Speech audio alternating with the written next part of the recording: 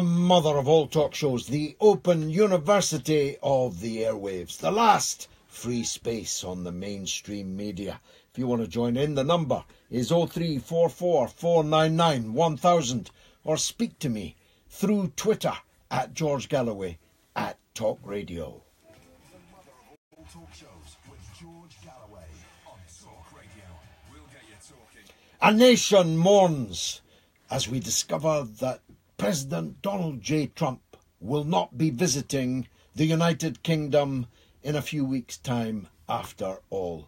As I looked around the streets of London, I detected a certain stoop in the gait of the citizenry. Some were wearing black mourning clothes. Others were attaching black crepe to their gates and their doors.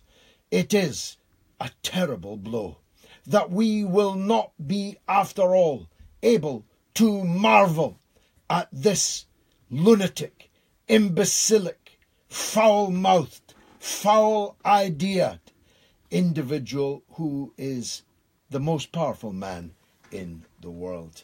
It is almost unbearable for me, as one of the organisers of the previous biggest demonstration Britain has ever seen, on February 15th, 2003, when we led 2 million people in London against the imminent invasion and occupation of Iraq, that we will not now have the chance to organise an even bigger demonstration. Not just to tell Donald Trump what we think of him, but to tell the United States what we think of the idea that they are any kind of leader to us, still less our father, and a statement to the world that unless the people of the world unite to reject the kind of foul-mouthed, poisonous bigotry represented by Donald Trump, then the world is certainly doomed to continue its slide, inexorable slide towards disaster, environmental disaster, the disaster of continual wars and mass immiseration, whilst the chosen few enrich themselves beyond the dreams of avarice. We've lost that opportunity now, though it may come again. Let me be frank, I was not one of those who demanded that President Trump be banned from Britain. I don't think it's a good idea for Britain to ban the leaders of countries with whom we must necessarily do business. I think there are state-to-state relations and governments have responsibility for those, but there's also in a democracy the right of the citizenry to take in their millions to the streets of London, which is what I believe would have happened. He added insult to injury, and not just to us, by the breathtaking mendacity of the reason that he gave for not coming after all. He was cancelling the visit, he said, in protest at the real estate deal done by Barack Obama in moving the United States Embassy from Grosvenor Square and selling that for peanuts to south of the river in London, which he implied was really not much of a neighbourhood for an American embassy. Well, there are several things wrong with that. First of all, the decision to move the embassy and sell the property and build the new one, and even the design of the new embassy, were not the responsibility of Barack Obama, responsible for much worse sins and crimes than that, but not that one.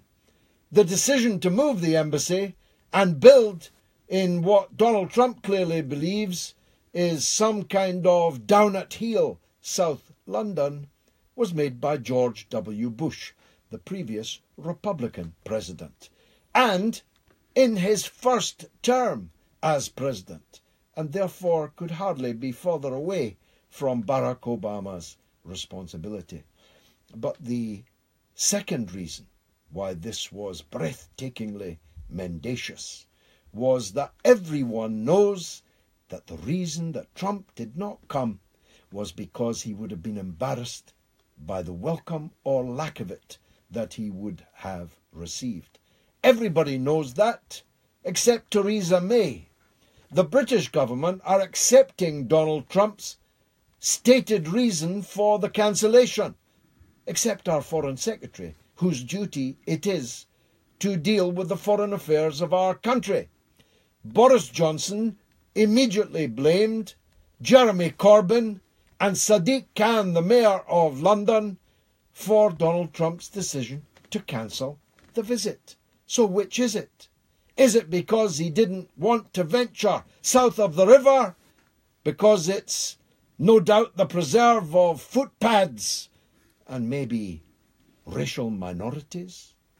Or was it because Jeremy Corbyn and Sadiq Khan were going to organise a rather hostile reception for the president? Well, Boris Johnson's remarks were promptly disowned by Theresa May, proving once again, if it were necessary, that this is a Prime Minister not in control of her government and not able to sack even the mightiest of her colleagues, not able to move even the lowliest of her colleagues, as we found out in the five-knuckle reshuffle earlier this week. The truth is that Boris Johnson is the hypocrite, not Sadiq Khan.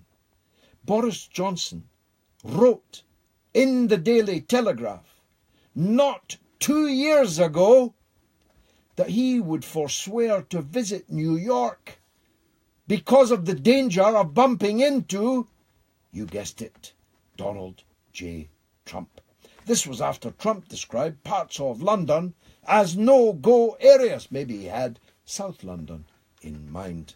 So, Boris Johnson declined to visit New York in case he bumped into Donald Trump. But Jeremy Corbyn is to blame for Donald Trump cancelling a visit to London.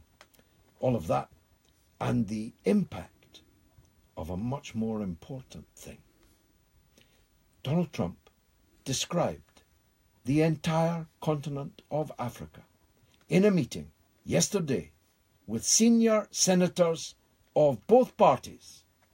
He deemed the entire continent of Africa, I can't say the word before the watershed, but he called Africa a toilet, although he used a much more disgusting turn of phrase to describe it. He described Haiti as a toilet, though in a much more disgusting way. He swore repeatedly about both countries and others, countries like El Salvador, which the United States ravaged, and the savages that they employed murdered an archbishop on the steps of the cathedral in the capital, San Salvador, instead of a United States on its knees begging forgiveness for all the countries in Africa, in Haiti, in Central America, that they destroyed and beggared and shed oceans of blood. The President of the United States insults them, swears about them, and describes them as the effluent that flows through toilets. This has caused a storm around the world, not least in the countries concerned.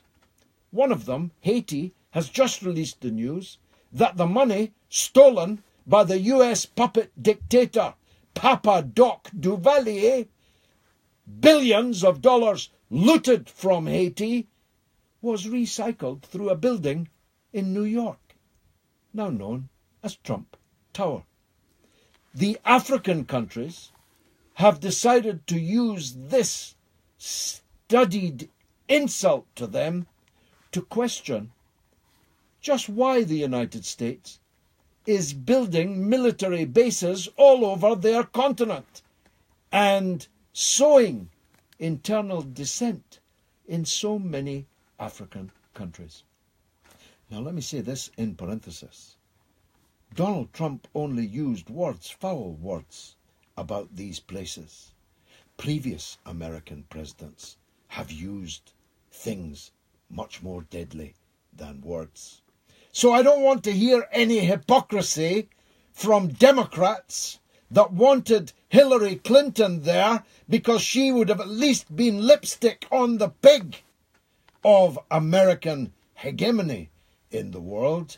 I don't want to hear any hypocrisy from the supporters of President Bill Clinton, of Secretary of State Hillary Clinton, of President Barack Obama, who in Africa and elsewhere have brought nothing but blood and misery to these areas.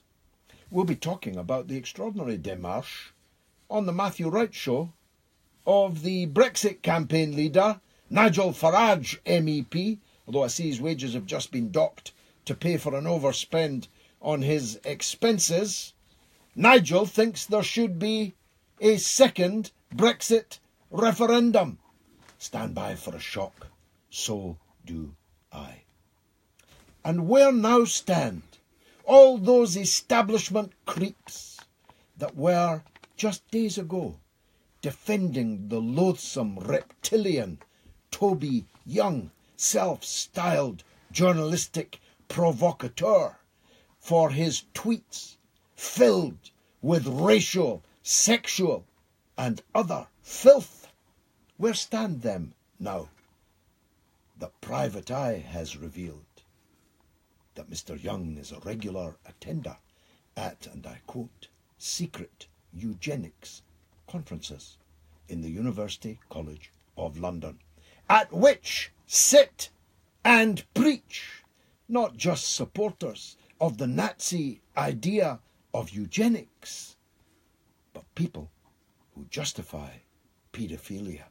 It's all coming up over the next 2 hours and 40 minutes, because this is the mother of all talk shows.